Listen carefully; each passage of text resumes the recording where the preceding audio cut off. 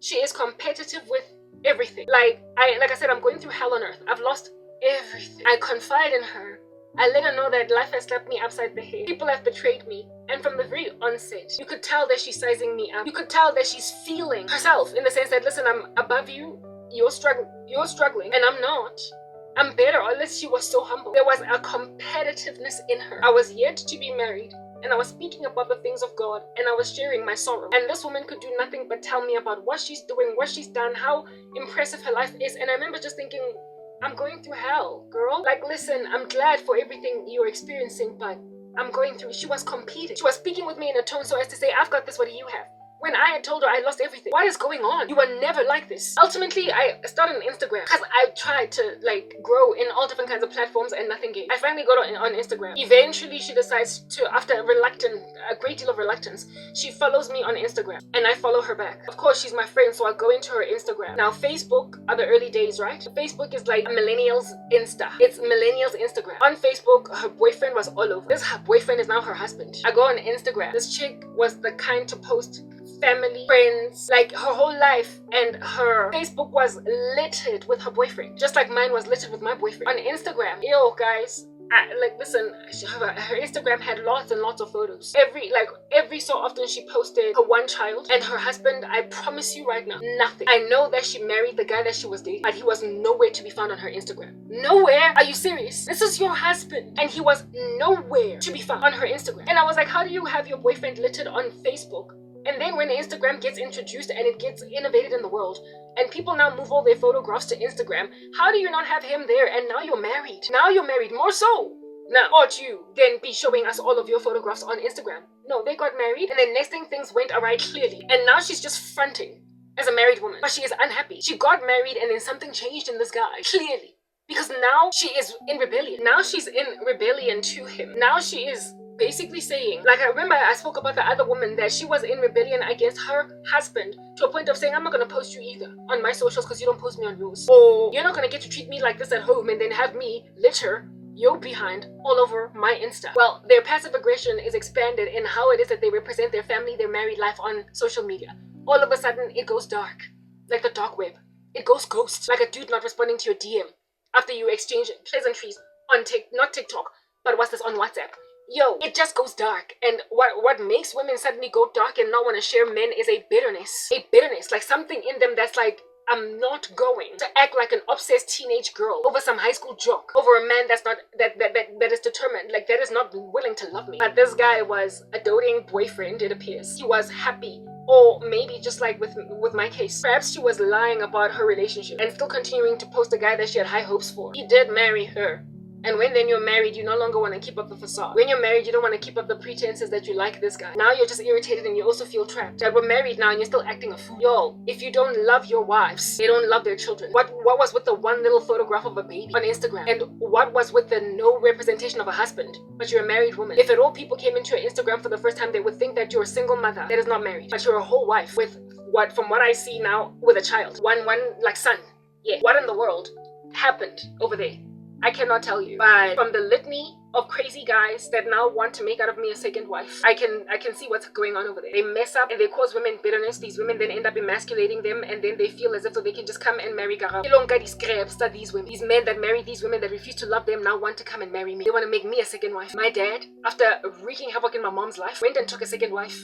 And I keep on seeing in my dreams and in my vision space, me being like my dad's second wife. She was like a peacock poised on a rooftop, like basically prancing herself above my mom when my dad initially married her. According to my mother, apparently my dad was cheating on her with her when they were still together. So basically my dad married the side piece, the mistress. And in the beginning, she was very arrogant. Very, very arrogant. In the beginning, this Makwa Penny was very arrogant that she got the man that basically she was messing with while he was with my mom. But in the end, she was my mom again. They divorced. He was a deadbeat husband. Like, he was to her too, he was insufferable even to her. So all these women that think that somehow it's different with you, where some other dude out treated, whereas some other woman was the one that dropped the ball, until you endure an unloving man like that has wreaked havoc in some other woman's life before, you will literally pass shade to the woman that is his first, that is his main, that is his first, but that is the first one to give him children. You will pass her shade. My ex-boyfriend, he had there was some chick that he kept on cheating on me with, that he now today married, and the Lord showed me when they got married that she prided herself in the fact that I didn't even have to work that hard and you put a ring on my finger. And now today she's frustrated by the very same things that never mind I was frustrated with, but worse. You're hung up on a woman and because of that you're not giving me love. And now there is a bitterness therein. Women don't learn these lessons until they get much older. Well, I am much older now, but I've never been married. I'm a spinster, essentially. And this spinster, this 41-year-old spinster, is not desperate. I'm not gonna have a child just because biological clock is ticking, and I'm concerned that if I don't have a baby, I'll never have a baby. Given that I want a baby, I understand how much I would potentially not love children. A baby, if my baby daddy is all wrong, because I've seen women long for children and later on despise those children because of not getting love. And this here as a spiritual root. So as a spinster, this here is my last video on this channel, because women, I can't stand your husbands. They're all up in my grill. And you hate me for the fact that I want nothing to do with them. They want to make me a second wife. Some of them want to make me a side piece. The very things that have made you exsanguinate them from your social media. The very thing that has made you rebel against putting them on your social media. The very thing that has also made you unable to properly love your children. They're chasing me around a maze, a labyrinth, trying to force me to come into their space because they pick up on the street that which does not belong to them because they trust. Just like I started in the beginning stages of this conversation, that no one is coming for the black child. And so the black child becomes the black woman. The black child becomes the black man. That black boy that was ignored until the age of 11 with blindness, without being able to see, needed glasses, becomes a black man that had that level of neglect, albeit growing up in a family of means, enough to take him to a private school. And yet all the way up until the age of 11, listen, nobody knew that this boy had an eye issue. That's a black boy that becomes a black man. And the black girl that procures her school uniforms underhandedly by banditry in Lost and Found becomes a black woman. And that black boy becomes the black husband of that black woman. And having not been trained how to love, and having not been determined to intentionally love, then frustrates a woman by being cold, aloof, and acquiring pleasure, nothing but hedonism. If at all you don't know what love is from your parents, if you don't know what love is from your community, if you don't know that people screaming on the side of the street ought warrant a bunch of brave men to go and check what the scream is about to stop the screams from happening, that crime might be staved, if at all you don't know that guns going off warrant calling the emergency responders so that they can go find out what the gun disturbance is about, but instead you just keep on listening to papa in your neighborhood and not even try to intervene. If at all you grew up in a community so full of crime that when somebody dies it's just some story because there's so very many of us black people enduring all this violence, that seeing as it's not all of us, I guess I'm glad it's not my kids. If at all you keep on growing up going to Durban Beach by yourself as an 11-year-old and a 9-year-old respectively, while some people steal your towels and all of your money, and then you get dropped off by the police to be cold in swimwear outside of your mother's best friend's house. If at all that is all that you know, and you don't intentionally try to basically not be that kind of a parent, if you don't try to change in yourself who you were raised to be, inevitably basically be a grain, be your mother's daughter, be your father's daughter, be your mother's son, be your father's son, be your grandmother's grandchild, if you don't intentionally try to exsanguinate a lack of love and just an unreasonable way of dealing with children, and if you don't divorce yourself from people not caring about the black kid, because listen, the way that the black kid is so completely ignored. There was a survey, a study done, where it is that a black child was put in a public square alone. Just like this kid was five. It was an experiment. They told this child stand there. This child was of course carefully monitored, carefully surveilled. She was gazed upon. She was looked after. The people that were taking care of this child were in close proximity to her, but they looked aloof, like they don't know her. So nobody could have just grabbed that kid and gotten away with it. They did not just leave that child there. Yeah, it was a social experiment, is what I'm getting at. Her caretakers were in close proximity to her on a street corner. It's not like they were looking from a distance through cameras or whatever. And this little girl was made to stand in a public square bustling with activity all by herself. She was clean. She was wearing clean clothes. She didn't look like a hobo, a street kid, nothing. And she just stood there. And 5 minutes progressed. Black people, white people, Indian people, colored people, Chinese people, everybody in that city square, just up and down, up and down, up and down, up and down, up and down. They just walked right by this kid. Until after 45 whole whopping minutes later, a black woman walked up to this child and was like, "Hi, little girl, where are your parents?" 45 minutes. This black kid was left there for 45 minutes until a black woman was like, "Oh my goodness, like, why are you here alone? You're 5. Like, where are your caretakers?" At which stage, of course, the people that were encircling this kid looking aloof were like, "No, we got this. Don't worry, man. She's ours." They did the same thing with a white girl. They just placed her there, same age, also clean, doesn't look like a hobo, nothing. And she was just standing there in this public square. And within just mere moments, as soon as the camera started rolling, essentially, within mere moments, people walked up to this child. "Little girl, where's your parents? Where's your mom? Where's your dad? Why are you here alone?" Of all different races. Black, white, Indian people, like every race, like the multiple iterations, multiple recordings of this experiment happened. The black girl, there was not even enough, what do you call this, iterations necessary to do. Because the one instance, she just waited there for 45 minutes before anybody asked.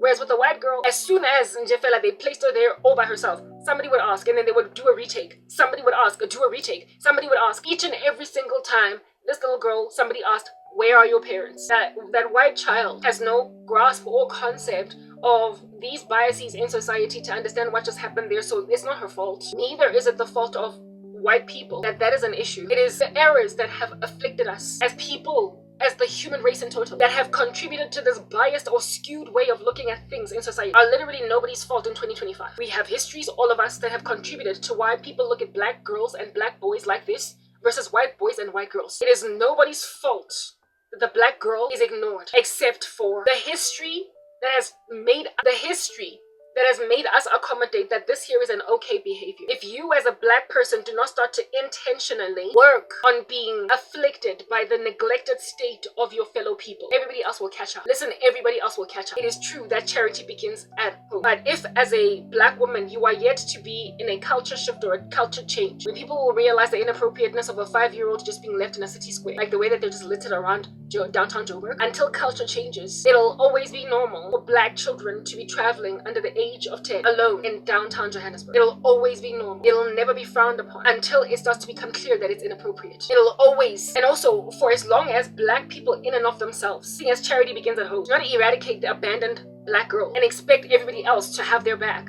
Society, thanks to their biases, ignore black people, but there's enough black people to make sure that the ignoring of black people does not kill black people until everybody else catches up and stops ignoring black people. But you see, black people, the way that you so don't care about yourselves, the way that you have so dumped yourselves in a bin, and the way that you are so defensive when called out for this activity, everybody else imagines that you are like dry ice, cold and hot to the touch. So essentially just don't touch it. You burn people. When you are corrected, when you are called out, when people highlight issues, you don't want to even deal with it. You have this mindset that, listen, you're not going to tell me how to raise my kids. You're not going to this, you're not going to that. But what makes you think that black kids are okay with being diagnosed with an eye issue at only 11? When all this time they couldn't see, everybody just thought they were dumb. What makes you think black kids are okay with being robbed or freezing in swimwear, waiting for parents to come home after being dropped off by police that tell themselves, listen, you'll be fine? What makes you think black kids are okay with being put in buses that travel to another province over 8 hours and then picked up by a relative? And when then we get robbed at the beach, have everybody make a joke about it at dinner? What makes you think that black kids are okay with procuring through banditry their own school uniform at Lost and Found because you would not buy them new shoes? Oh, did I tell you that another thing that I got from Lost and Found was shoes? Remember I had those tongue shoes that were torn? That was actually my biggest motivation to go to Lost and Found.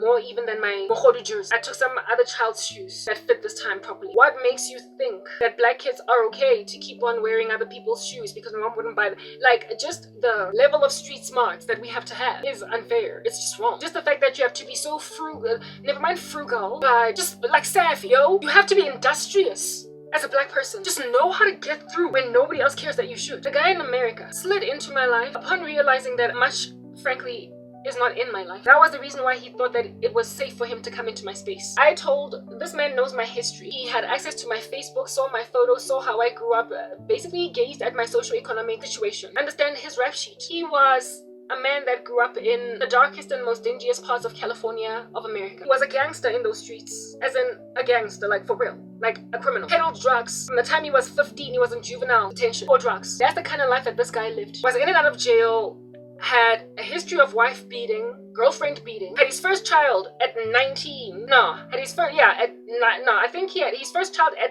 19 with a girl that was, I believe, also 19 or 18 or whatever. Decided to marry her because of the fact that she was pregnant.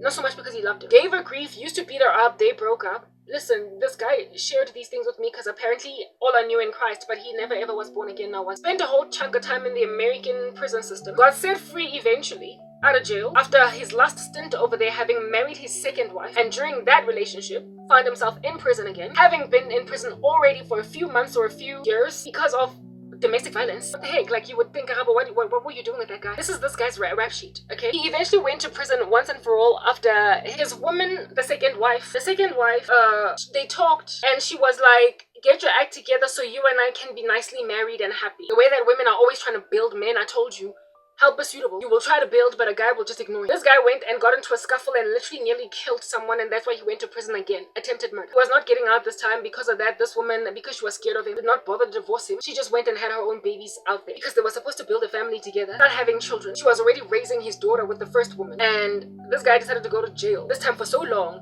that what in the world, like, what, must I never use my ex? So she went and fell pregnant by what this guy was reviling her name. He said she had babies, like she fell pregnant by 2 different men when I was in jail, and she didn't even come to visit me. She didn't even have a conjugal with me at the time when I was listening to his stories, because from now on your desire will be for your husband, right?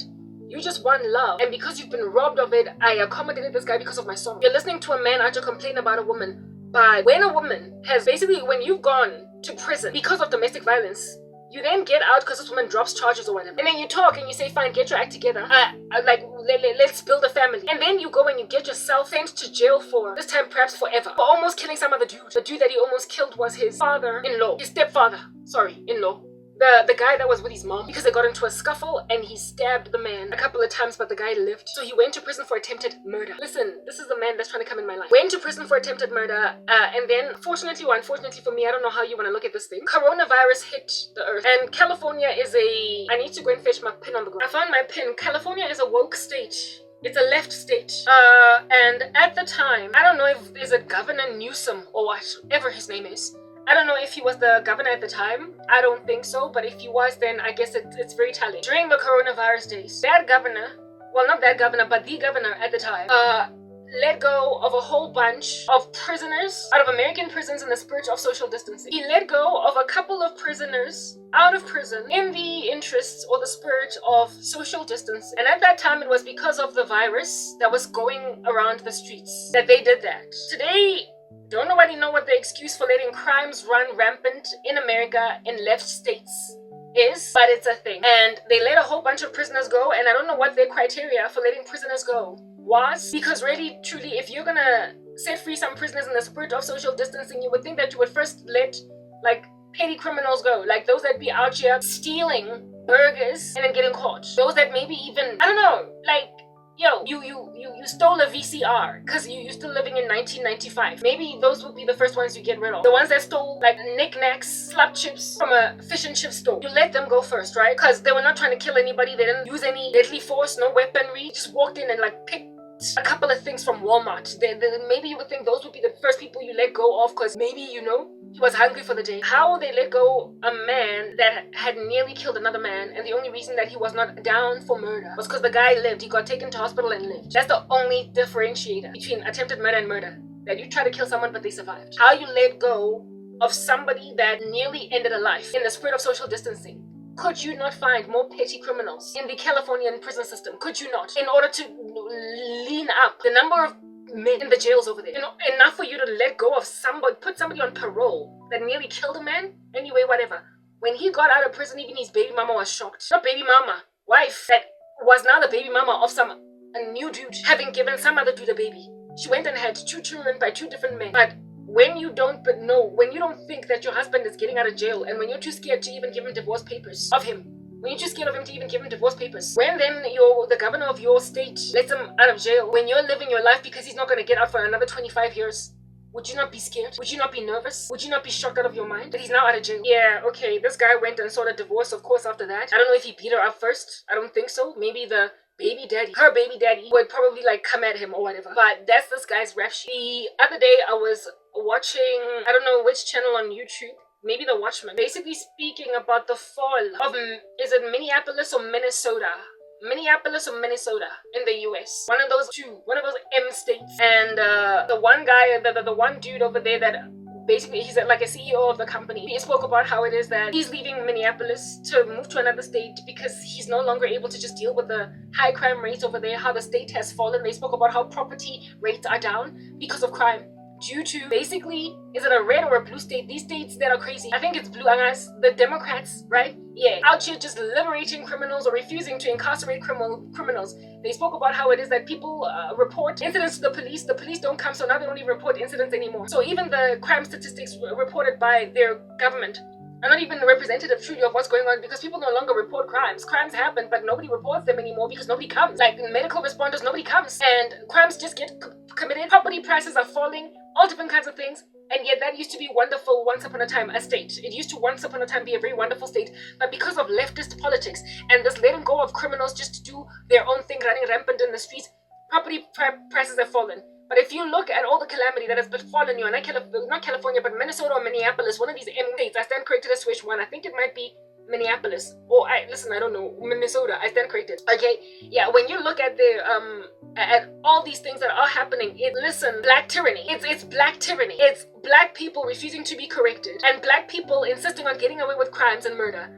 and subjugating other black people to the tyranny of no police, no one coming through for anyone screaming in the black community, until all black people are just left, including the ones that, listen, I want police because I want to be able to call the police when there is a crime happening outside of my house, that I might have response. But if black people are saying, leave us alone, and then there are people humoring them, you will have your nation or your city de-gentrified. All the whites will leave, all the Hispanic, any other race will leave, and you will then be left with basically downtown Johannesburg for an entire state. And downtown Johannesburg, like I said, it's violent, people scream on the streets, people gaze at the screaming lady, you then find out that there's a dead body downstairs, nobody does anything, and then black people say, hey, you better take care of yourself now, every man for himself. So now there is basically the laws of governments that insist on giving black people what they want because they are previously oppressed, are creating a culture and a climate of careless treatment of souls on the ground that will reel, writhe, mourn, lament, call the medical responders that don't come until somebody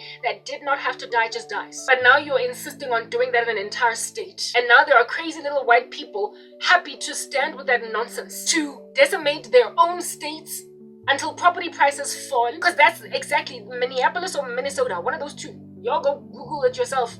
I forgot. Okay, that's exactly what happened in South Africa after apartheid ended. In Yeoville, in Berea, in Parktown, Auckland Park, that area. Previously white areas under Group Areas Act that ought not have been segregated like that. But black people that came into those places, that amidst them were those who refused discipline. Amidst them were those who refused to be basically told, stop littering your streets, do better, like stop this, stop that. Even the white people that weren't racist, that were not trying to move out because black people are moving in, ended up moving out. Why? Because listen, how in the world do black people move in and perfectly habitable townhouses, not townhouses but sectional titles, flats, now are halfway houses, now are crack houses, now are debilitated. You know how old school flats, I've lived in a couple of them, even the ones that my cousin was living in when we were coming up, her family, my uncle and them, huge. Big kitchens, wooden floors, reinforced, like really, really beautiful, big apartment blocks, buildings. But black people, they just decimated it. Glorious structures like Bonde, like just this like marvel of a beautiful architectural masterpiece that, however, is a suicide hub, and it is dirty, unkept, and badly treated by black society that is content to basically defecate where they eat. And where it is that other black people are trying to build and do better, black people will then basically, like I said, defecate where they eat. Others of us destroy. And there appears to be too many black people willing to destroy as opposed to build. Such that if at all, as a black person, it appears, if you're gonna live, you have to be willing to accommodate the fact that for the rest of your life, you're gonna get called a coconut, an Oreo, a McFlurry, whatever heaven you wanna call yourself, that's basically mixed black and white. Because there is no life. There is no life, no love, no care, no reciprocity, no camaraderie in the black community. When they stay in the black community, you will literally rock up on a mission to re-energize your ecosystem, to build back, to bring back, to rebuild your community. And every brick that you lay will be kicked down by some gangster that everybody is too scared to apprehend. And then everybody will tell everybody, protect yourself from the gangster. Are you serious? Protect yourself from the gangster. Listen, have you heard of the Pareto principle? I'll humor you for a minute. The Pareto principle suggests that 80% of the calamity in any given circumstance is caused by 20% of the causes. So you don't get to say, protect yourself from the gangster, when the majority of people are subject to the tyranny of the gangster. Get rid of the gangster. Is that basic? How many black people complain about every time black people move into a neighborhood, buildings get debilitated? How many black people lament that, like, how you gonna go through an Apple core or a Coca-Cola can on the street as you're driving? You finish your code, and instead of waiting to either throw it in your own dustbin Or instead of waiting to throw it, to basically to throw it in a bin at work, or vacuum it, or wait to get to the garage and throw it in a bin at the garage, you literally go and you finish your Coca-Cola, and because you love your car more than you love your country, you can't have that thing muddy in your car, so you just throw it out of a window. There was a time when I was driving on the highway some years ago, and like this dude literally wound down his window and just threw a Coca-Cola can out of the window on the highway. Dude, like that's the kind of stuff that can cause an accident because of some just a goth driver behind you, shocked that you threw a Coca-Cola can out of a window. And then when you gaze at his face, yes, it's a black man. I don't know who you think is going to pick up your litter. Black people. I literally don't know who you think is going to clean the pools in which you urinate. I don't know who you think is going to come and protect the sectional title that has been taken over by pimps in Yeovil that want to run that entire sectional title as a brothel, and so decent families gotta move out. How many pimps in a square meterage worth of a sectional title sort of kind of establishment place? Yeah, how many of them are there in comparison to every family that lives in that sectional title, that wants peace, that wants their children to go to school and come back without being trafficked to be prostitutes? Listen, the pimp tends to be one guy, maybe 20 guys in a sectional title of 1,200 people. It is the fact that even though you are the sheer volumes, you allow a small number of menaces, of nuisances, of monsters, of marauders, of psychopaths to literally decimate your entire country. And because they're carrying guns and you like bravery, you let them rule you with an iron fist without there being any intervention. The Bible says that cowards will not enter the kingdom of God. Outside, in Revelation 22, are the dogs, the cowardly, the sexually immoral, the homosexuals, etc. You don't enter God's rest when you're a coward. It is the very epitome of cowardice when this here street has got 10,000 people living on it and there are like 200 gangsters, and you refuse to apprehend them by the sheer volition of your determination to clean your streets of the monsters so that your daughters can walk safely amidst them. I don't know how many conversations I have had with black people speaking about how black folk, how you gonna out here be moving in to a sectional title. Black folk, how you gonna be out here moving into a neighborhood and it's now no longer recognizable. I don't know how many black people I have heard lament, moan, groan, mourn, basically spit fire about how many times black people like to say, etc.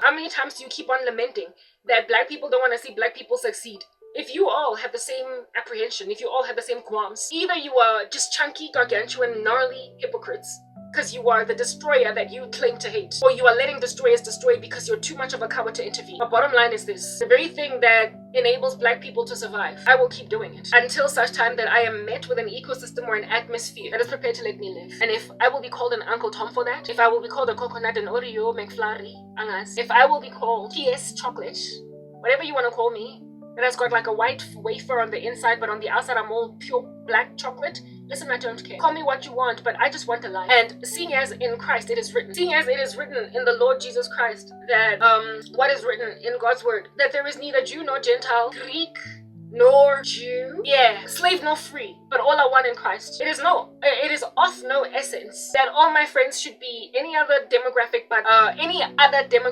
black.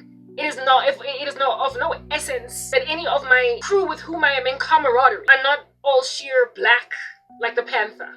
Listen, I don't care. I don't care if they're white, black, pink, purple, Indian, Asian, insofar as they'll enable me to live safely and to bear children and to love them and to be loved by them and to love my husband and to be loved by him and to protect family, the institution of marriage, the nuclear family, to raise up societies in so raising up children inside households. Any community that'll let me do that in peace, they're my brother and they're my sister.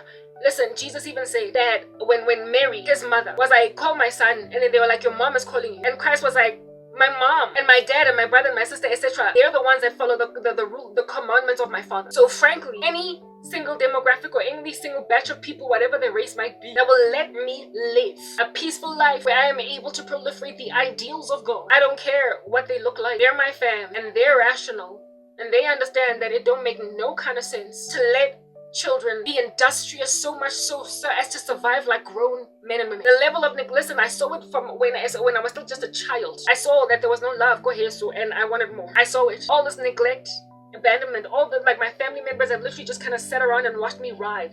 They let me turn 40 as a spinster. They're employed, just like it was the case back in the day. Nobody tried to connect me with a job. Nobody tried to help me. Everybody just left me out on a limb. Everybody left me reeling. And as a result of that, and their property prices also plunging. Just a dystopian affair.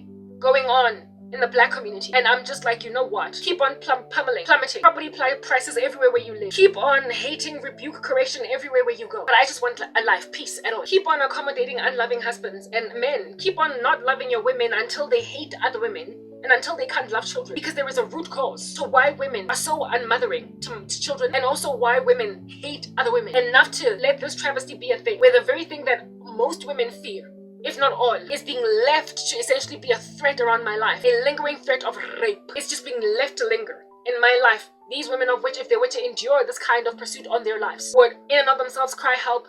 But just like that black kid that is neglected in a city square, left alone at the age of 5, no one would come until after 45 minutes, finally somebody came. I know that black people are neglected and abandoned until they die. But I will, because nobody expects that they're gonna die. Because they're made so strong. We just survive the most excellent feats. Do you understand? I am not gonna be killed in a public square like Hlongwane and have the man that killed me regret that he killed me and tell the world, but I took you out from a family that didn't love you. And then you dared leave me and then also slap me with a restraining order. Who do you think you are? A man that's going to feel entitled to all of your respect because he took you out from a family that ought not have left you out on a limb. The guy in the US, I was busy telling you about that gnarly monster. You see the left in America that is doing this to their country, out here in the interest of recalibrating or retributing sorrow that black people endured under slavery all those gargantuan tons of millennial and making millions of eons ago, back when the mammoth was still doing a thing in the streets. Yeah, all the indiscretions of white supremacy in the days of white supremacy in the US have caused governors in America to let property prices in perfectly viable cities plunge, with a whole bunch of white people moving out of those cities because there are high and heavily doped up vagrants littering streets, living on the streets, having been fed drugs so as to keep them as, I guess, docile as possible. You remember how the Biden administration, in the interest of proliferating health and safety in the body, literally gave out syringes to drug addicts, because rather give them syringes to take drugs safely instead of them, what is the word that I am looking for, sharing needles, and so proliferating diseases like HIV from sharing needles and all the different kinds of pathogens that can come into a bone precisely because of sharing needles. And Joe Biden not only gave these people paraphernalia to take drugs, but in some worst case scenarios even drugs, because in order to get a person off drugs, first and foremost, you need to put them in rehab. They need to be medically assisted to get off drugs, and they also need to be enabled to basically find a home and live in an environment where they can be kept off drugs. And so it costs a lot less money, I guess, to just keep them on drugs safely, rather than house them, rather than basically embark on projects to ascertain that they get off the street, work, contribute to society, and stop being bums. So rather than focus on the rehabilitation of drug-addicted people, they just got them more doped up. Well, of course, that was the kind of stuff that Americans were like, I'm sorry, listen, we can't continue to vote for this president, Wahlanya. But his leftist goons that follow him across the states that love him are still proliferating this level of crazy in the streets, where it's looking like a zombie apocalypse in some of it. And some of these states were so glorious at some point that they're barely recognizable today from what they used to look like. And one of them, from the documentary that I watched the other day, is either Minneapolis or Minnesota, one of those two. I think they're even called the Twin Cities because maybe they're going through similar issues, right? I don't know. Are they Siamese twins? I don't know. Whatever, or identical, angasi, whatever, right? So that's what under heaven is going on quietly. And the issue is black recalcitrancy. It is the black purge. If you've seen the movie The Purge, where it is like crime is legal, or 24 hours, or getting through a nighttime, you get the plot to the movie The Purge, right? It's literally like a black purge. It's a black purge, where it is that in certain states in the US, crime is legal, but instead of it being just one night a year, it's the whole year. People are just left to be. Gangsters are running amok. Nobody is going to prison. And when then prisons are filled up, because they tend to get filled up by black people, it is apparently allegedly just harassment on the black person. And amidst the people that are punting this are strangely white folk and any other race that's not black, but and then of course entitled black people that will out here keep on bringing back the mammoth and the dodo, speaking about how it is that we were abused back then, so let us run rampant and commit crimes. Those crimes are being committed against who exactly? White Governor Newsom in California. Who are these crimes being committed against largely? That you are proliferating, and basically when you let go of criminals in California to run rampant in the streets that have almost killed people, because that random monstrosity was the random monstrosity that has been stalking me for 3 years now, okay, was let out of prison having committed attempted murder in the interest of social distancing. But there's so many other things that they're out here unleashing monsters concerning, right? And that monster, who is he largely committing crimes against? That's just my issue. Who are the criminals that you are setting free to run rampant in the streets, largely committing crimes against. In my nation, the crime rate is really high, and the crimes that are being committed against everybody. Crimes against white folk are especially exorbitant where it is that white people live near black neighborhoods like Deep Stewart near Mulder's Drift, Alex near Santa. So you will get these like crazy stories of white people being broken into and just mauled away at, daughters being raped, just a ridiculous situation, right? And their experiences are just really, really terrible. They know of people who have been murdered, etc. Their stories are being spoken about and the heinous tragedies are being hunted, and white folk are tired. However, the largest scale of massacres of people that are being just mowed to the ground are of fellow black people. Criminals are afflicting everybody, but in the black community, which is where the largest amount of crime is being committed, given that in this country there are a majority of black folk, these crimes are being committed in communities of black people, and they're being terrorized by a small number of gangsters in those communities that have basically left them at the mercy, that have left these communities at the mercy of these gangsters, of themselves. And people are too scared to do anything about it. People are too scared to essentially intervene. Police are not sufficiently responsive. There is no confidence in this country on the police, even in the slightest. Barely any apprehension, barely any correction, barely any, you get my point. And those who are dropping dead in the largest numbers, and those who are the most afflicted by all this criminality, are black people. But our stories are not as impressive upon being communicated because we are black. The other day I was listening to Chuck Holton. He is a correspondent for CBN News in the US, and I listen to his stuff a lot because he's very informative and he has quite the history, and like I said, very informative and quite the history. He was in the military or something very hectic. Okay, Chuck Holton spoke about a guy. Oh my goodness, barely any battery over here, 22%. How much battery do I have over here? 13%? What the heck? Why is battery dying so fast? It shouldn't. Anyway, I don't understand why I only have 12% battery here, because this charger is a bomb charger. Like, it tends to charge very bomb. Hey, anyway, whatever. Let me just try and tell the story of Chuck Holton and then maybe give a break for my phone to charge over like a minute, and then go back to resume. It's like 5:11 in the morning. I didn't expect to speak this long, but it's my last video in this channel, so whatever. I'll just, share my heart, vomit my sentiments until kingdom come. Alright. Chuck Holton spoke about a South African man that is now living in Panama in the United States of America with a daughter that is a cystic fibrosis, and he was seeking people's assistance in order to enable his cause pertaining his daughter, etc. But the backstory of this guy, I remember when Chuck Holton was speaking about this man, feeling a little bit raw on some, Chuck, if you were to happen upon my story, you would probably not be so compassionate over me because I'm black. Because black people tend to have a victim mentality sometimes. But sometimes it's not even a victim mentality, it is a reality. That there is less compassion for our sorrow than for other people. And if at all that is the case, you have a prerogative as a black person to protect yourself until you find an environment that will have the sufficient protections for you, or the sufficient compassions. But when I listened to him speak the story of this man from this country, like, apparently he had been shot twice, he had his daughter kidnapped, he had his daughters kidnapped. But some like horror stories that happened to white people in this country because of just a severity of hatred, not only of white people but of correction. And I cannot say this enough. Not only do you hate correction, but you also hate white people. For what? Listen, I don't know. Okay, because it's been a minute since we came out of apartheid. But this man had his daughters kidnapped, I believe twice.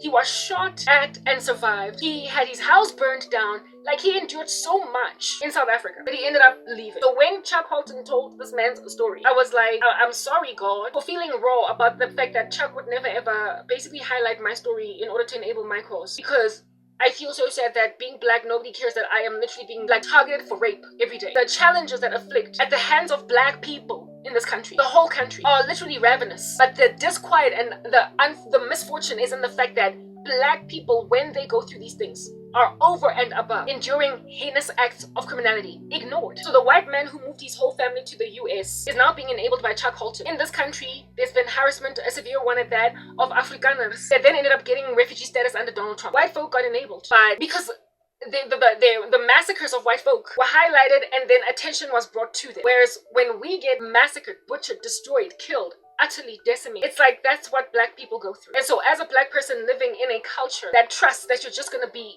let go, to suffocate, what do you do other than continue to scream long enough until you're the one black person that gets rescued out of 58, out of 100, out of 10,000, until you're the one rare case that gets rescued? What I'm trying to explain is that as a black person, the striving is so real, so hard, so intense that you gotta shout 10 times louder. You gotta yell 10 times harder. You gotta be that much more eloquent, that much more particular. You gotta be that much more anal with your cause and your fight. You gotta knock on a lot more doors and you gotta be shut out for a lot more times. You gotta be ignored that many more times until you finally create such a compelling case that is impossible to ignore. That listen, just you alone will get harnessed out of this mess. And so by your own righteousness you will save your own life, but neither your sons and your daughters are going to escape, just like it is written in Ezekiel 14. By your own righteousness, black person, insofar as you latch on to what makes sense, only you and you alone will get rescued. After 45 minutes some lady will come and enable your cause. What's important is that you wait there long enough for someone to finally come through, but you can't give up, you can't capitulate, you can't let yourself get taken by human traffickers, and you also can't let yourself fall under the black grain, because the black disease that is coursing through the veins is hurting everybody. But in the black community, there is no one coming for us. Everybody else gets medical responders. Everybody else gets police responders. Everybody else gets hearkened to. Everybody else gets told they're there, I'm sorry. Once the stories of other people are found on social media, once attention is highlighted on other people, it's like, oh my goodness, what are you doing to these people? But with us, you will literally scream for 11 years. That's how long I've been in this position. Till a woman is frankly facing menopause. Ship is sailing. You will sit on a rooftop for 11 years and the gangsters that have held you hostage while you cry on a rooftop, rape, laugh at the fact that, listen, no one is coming for you. I told you I'll take care of you. Your hostage taker is saying, I'll take care of you. Now let's speak about that hostage taker. That hostage taker is the bane, one of them, is the bane of America's existence. It's the bane of the right's existence in America. It is Governor Newsom's black gangsters that are set free out of American jails because apparently they're overpopulated, left to wreak havoc on earth, and now it turns out their issues are not only on American soil, but look at how I've got an American man trying to kill a South African woman, and for 3 years he's been left in Jeffela to do whatever he wants to do. 3 years. I have been stalked by a voodoo practitioner from the US ever since he got set free out of prison for 3 years. And this man is so determined in his stalking mission that he found me even after I ran away from another place. He wants to cleanse his ugly, filthy garments with me. A woman that, I just told you his rap sheet, right? I was a typical snob growing up in South African middle class, but that one day lost everything and nobody cares for me anymore. Because that's what happens in the black community. People get left out on a limb. I've never seen the inside of a jail cell. I have pursued before from a vantage point where my mom was taking me to jail to go and pursue one of her boyfriends, and my ex-boyfriend took me to jail to go and pursue one of his brothers. But I have never in and of myself gone and pursued anybody that I knew, because I've never known people into crime. I am tall and beautiful and slender. I am what in historical terms prior to my Christianity would be called, I'm what they would call like a bit of a diva. Do you understand?